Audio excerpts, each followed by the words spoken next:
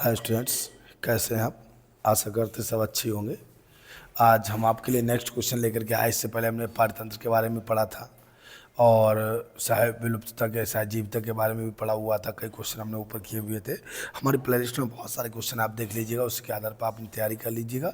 और आज का हमारा क्वेश्चन है घास पारितंत्र और जलीय पारितंत्र। तो अभी मैंने बताया जलीय पारितंत्र कैसा होता है, अस्थायी भी होता है, स्थायी भी होता है। पानी कुछ तालाब में बसा रहता है, कुछ तालाब में पानी थोड़े दिन के लिए रुकता है, तो वो तो अस्थायी स्थायी दोनों होते हैं। घास पारितंत्र जो होता है ये एक प्रकार से स्थलीय पारितंत्र होता है, लेकिन ये जल में पाया जाने वाला पारितंत्र होता है। इसमें ज़्यादातर वनस्पतियाँ होती हैं, अन्य पौधे शामिल होते हैं, लेकिन इसमें क्या होता है कि जल निकाय में पाए जाने वाले पौधे और पशु शामिल किए जाते हैं। ठीक है।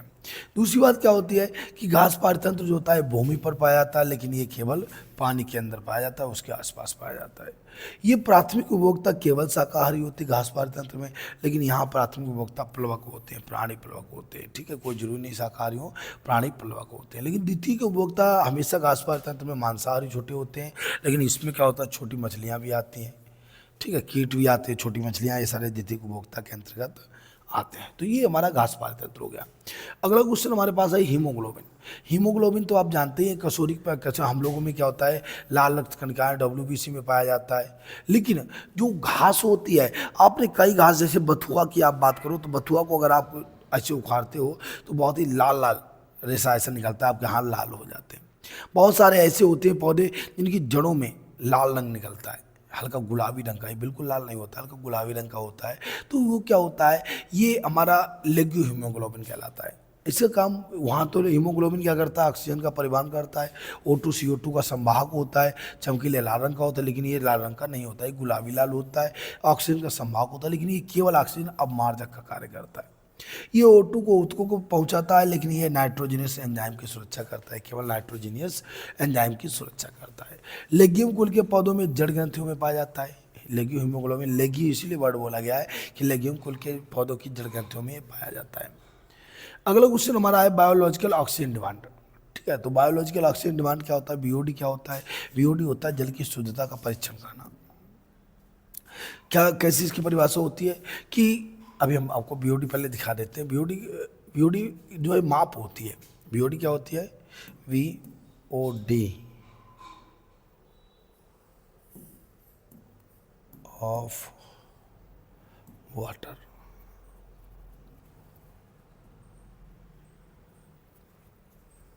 देखो BOD क्या होता है कि ये सूक्ष्म जीवों द्वारा जटिल कार्बनिक पदार्थों को सरल कार्बनिक पदार्थों में तोड़ने के लिए प्रयुक्त की गई ऑक्सीजन की मात्रा होती है। बायोलॉजिकल ऑक्सीजन डिमांड यानी जीव जंतुओं द्वारा उपयोग की गई ऑक्सीजन की मात्रा। तो BOD जो होती है, BOD बायोलॉजिकल यानी जीव जंतुओं द्वारा, ऑक्सीजन डिमांड ऑक्सीजन मांग की गई ऑक्सीजन, यानी सूक्ष्म जीवों द्वारा जटिल कार्बनिक पदार्थों को सरल कार्बनिक पदार्थों में विघटित करने के लिए, तोड़ने के लिए जो होता है प्रयोग की गई ऑक्सीजन की मात्रा ही BOD कहलाती है। इसके द्वारा ज्ञात होता है कि जल कितना प्रदूषित होता है, कितना नहीं प्रदूषित होता है। तो BOD के अंतर्गत बहुत सारी चीज़ें ज्ञात की जाती हैं जो इसके लिए एक सिचुएशन होती है, क्रिटिकल होती है। इसको सबको हम समझेंगे अभी।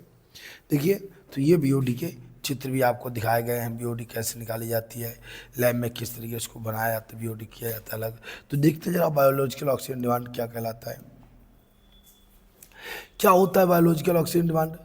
बायोलॉजिकल ऑक्सीजन डिमांड जल धारा के पानी में कार्बनिक पदार्थों को विघटित करने के लिए सूक्ष्म जीवों द्वारा खपत की गई ऑक्सीजन की मात्रा को मापता है। बायोलॉजिकल ऑक्सीजन डिमांड कार्बनिक पदार्थों द्वारा जटिल कार्बनिक पदार्थों के विघटन के लिए सूक्ष्म जीवों द्वारा प्रयोग की गई ऑक्सीजन की मात्रा होती है। ये रासायनिक ऑक्सीकरण अर्थात क्या करता है, रासायनिक प्रक्रिया के माध्यम से पानी का ऑक्सीकरण को भी मापता है। का महत्व क्या है? सबसे पहली बात है कार्बनिक पदार्थों के अपघटन की प्रक्रिया के लिए प्रयोग किया जाता है। दूसरी बात यह जलीय पारितंत्र में मौजूद कार्बनिक प्रदूषण की मात्रा बताता है। तीसरी बात यह सीवेज या जल अपशिष्ट उपचार में जो सूक्ष्म जीवों द्वारा कार्बनिक पदार्थों का विनाश किया जाता है उसके लिए उसकी संख्या बताता है, POD बताता है। यह मिट्टी, मल, तलछट, कचरा, कीचड़ आदि में मौजूद कार्बनिक पदार्थों की मात्रा बताता है, कितनी अधिक मात्रा में कार्बनिक पदार्थ उपस्थित हैं। दूसरी बात यह ऑक्सीजन डिमांड प्राणियों में श्वसन के लिए भी आवश्यक होता है और इसका उपयोग फार्मास्यूटिकल उद्योगों में कोशिका संवर्धन के ऑक्सीजन खपत का परीक्षण करने में किया जाता है। कोशिका संवर्धन, ऑक्सीजन खपत का परीक्षण, ये सब चीज़ें जो होती है बीओडी के अंतर्गत की जाती हैं। अच्छा, बीओडी का वो क्या होता है सीरीज, पीने के पानी की बीओडी कितनी होती है? 1 ppm से कम होती है।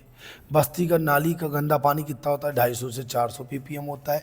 और कारखाने में मिल का बीओडी 2100 से 2500 ppm होता है। जिन लोगों ने हमारा आर्टिकल पढ़ा हुआ है, आर्टिकल हमने जो बनाया हुआ है इंग्लिश में, तो वहाँ पे हमारा आर्टिकल क्लीन इंडिया मिशन के अंतर्गत जो है वहाँ पे बीओडी हमने दर्शा रखा, नहीं पोल्यूशन में है, वहाँ पे बीओडी आपको दिखाया हुआ है। आप लोग देख लीजिएगा हमारे इंग्लिश वाली प्ले लिस्ट पर जाके भी, इंग्लिश वाले पेपर में।